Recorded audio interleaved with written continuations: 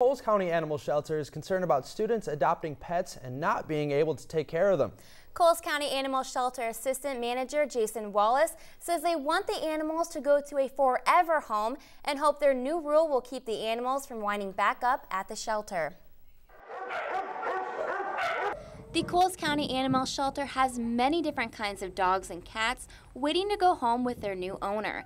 But Animal Shelter Assistant Manager Jason Wallace says there's been issues with students adopting pets, so the shelter is making some changes to their application. If you are a college student, you are required to have something from the landlord.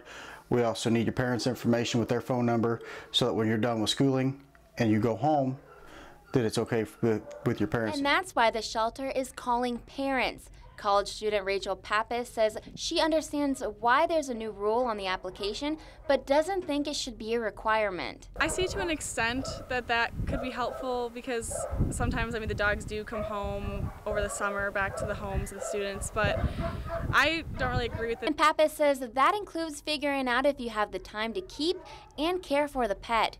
Wallace says he's happy to go over student schedules to make sure the animal will be taken care of. Look over the application and we'll be like, okay, so you live in an apartment, where do you plan on keeping this dog? How long is your classes or your work? That type of thing. We try to go over that with them. Wallace says it's important to know the responsibilities of taking care of a pet so they don't end up back in the shelter. I've had where students have adopted, they get them home.